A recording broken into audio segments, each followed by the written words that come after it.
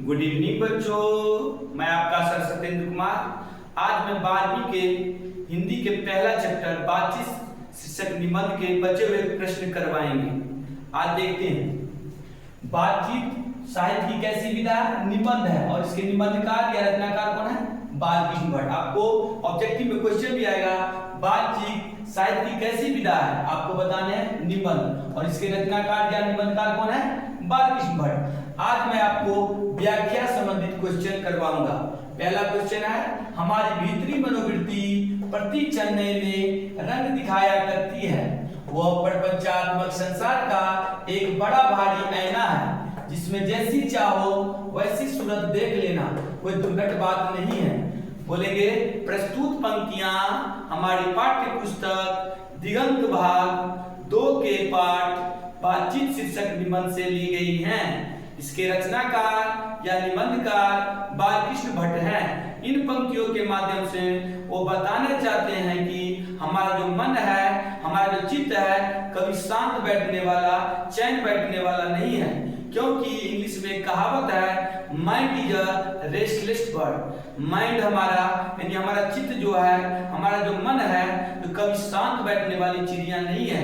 वो हमेशा भटकती रहती है, सोच में बदलती रहती है, कभी किसी को अच्छा भी कह सकती है, कभी किसी को बुरा भी कह सकती है।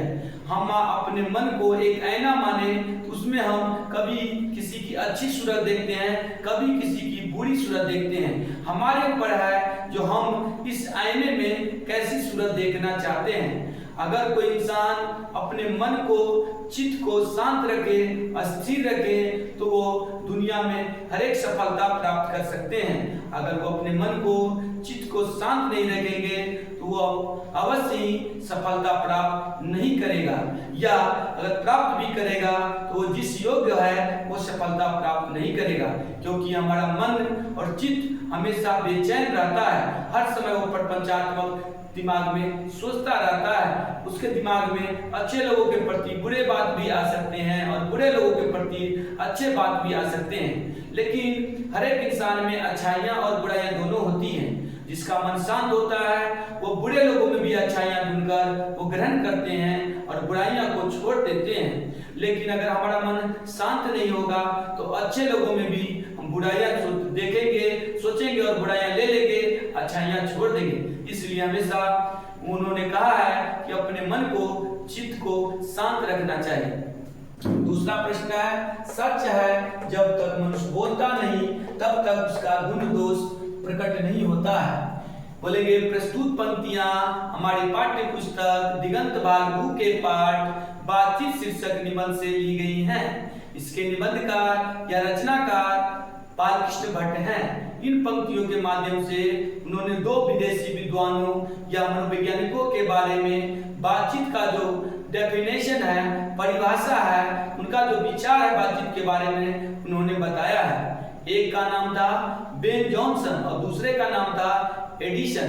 बेन जॉनसन ने कहा था जब मनुष्य बोलता है तो उसका साक्षात्कार होता है, मतलब मनुष्य के बातचीत से ही हमें पता चल जाता है कि वो अच्छे हैं या बुरे हैं। यानी बेन जॉनसन ने क्या कहा था, मनुष्य के बातचीत से ही हम उनकी अच्छाइयाँ या बुराइयाँ अर्थात गुण और अवगुण के बारे में पता कर सकते हैं। दूसरा मनोवैज्ञानिक थे, विद्वान थे एडिसन। उन्होंने कहा था असल बातचीत सिर्फ 2 लोगों के बीच हो सकती है, क्योंकि 2 लोग वो हैं जो एक दूसरे पर आंख मूंदकर विश्वास करते हैं। वो अपने दुख सुख, अच्छी बुरी बातें या मन की भावनाओं को पहला व्यक्ति दूसरे के नजदीक व्यक्त करता है और दूसरा व्यक्ति अपने मन की बातों को, चाहे वो गुप्त बातें हो, अच्छी बातें हो, बुरी बातें हो, दुख भरी बातें हो, दूसरे के समक्ष व्यक्त करते हैं, प्रकट करते हैं, क्योंकि वे एक दूसरे पर विश्वास करते हैं। लेकिन वही बातें जो ही 2 से 3 के पास जाता है और 3 से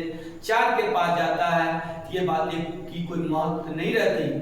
अगर कोई व्यक्ति ऐसा करता है, दूसरे से तीसरे चौथे के नजदीक अपनी बात को बोलते हैं, उनको मूर्ख या अज्ञानी समझा जाता है और उनकी बातों को लोग खिल्ली उठाते हैं। इसीलिए हमें किसी विश्वास वाले आदमी एक ही चुनने चाहिए और उन्हीं के पास अपना बातें बताना चाहिए, चाहे वो कैसी भी बातें हो, दुख भरी बातें हो, सुख भरी बातें हो, गुप्त बातें हो। अगर वह बातें 4 से ज्यादा लोगों के बीच फैलती है तो इनको बातचीत में राम रमोबल भी कहते हैं। अगला क्वेश्चन है, बातचीत निबंध की विशेषताएं बताएं।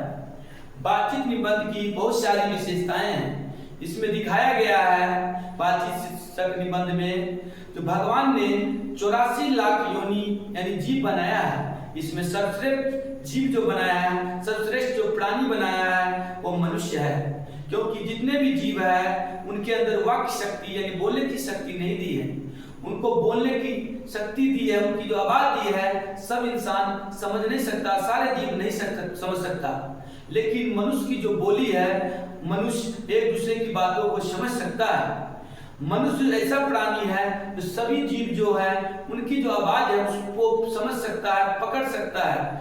यानी हमारा जो बोली है, हमारी जो वाक शक्ति है, एक अनोखा वरदान है ईश्वर के दिया हुआ। अगर हमारे अंदर वाक शक्ति नहीं होती, बोलने की शक्ति नहीं होती तो हम एक जानवर होते। कैसा जानवर?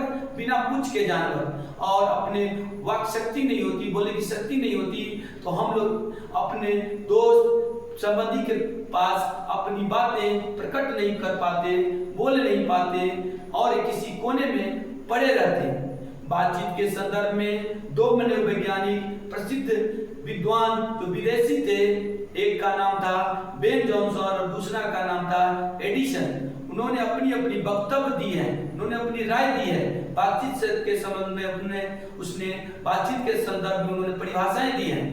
बेन जॉनसन ने कहा था जब मनुष्य बोलता है तो उसका साक्षात्कार होता है, यानी उनके गुण अवगुण का पता उसके बातचीत से पता चल जाता है। दूसरा एडिसन ने कहा था असल बातचीत सिर्फ 2 लोगों के बीच हो सकती है, क्योंकि वे 2 लोग एक दूसरे पर आंख मूंद कर विश्वास करते हैं, भरोसे के लोग होते हैं। पहले दूसरे के नजदीक अपनी सारी बातें, चाहे वो दुख भरी हो, सुख भरी हो, गुप्त बातें हो, बातें दूसरे के नजदीक प्रकट करते हैं, व्यक्त करते हैं, बोलते हैं। और वही दूसरे व्यक्ति भी अपनी गुप्त भरी बातें, दुख भरी बातें या सुख भरी बातें पहले के नजदीक बोलते हैं, क्योंकि वे एक दूसरे पर भरोसा करते हैं, एक दूसरे को गुण अवगुण का उनको पता है।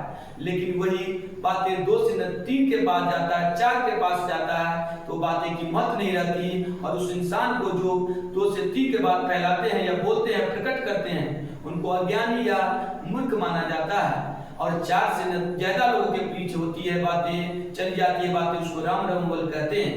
अगर आपको ये वीडियो पसंद आई हो तो हमारे YouTube channel A to Z classes को लाइक करें, शेयर करें, कमेंट करें। अगर आप अगर ये वीडियो पहली बार हमारे चैनल पर देख रहे हैं, YouTube चैनल पर, तो सब्सक्राइब करें। अगर आप हमारे फेसबुक पेज पर देख रहे हैं तो इंजीनियर सतत कुमार नाम से लाइक करें, शेयर करें, कमेंट करें। Thank you.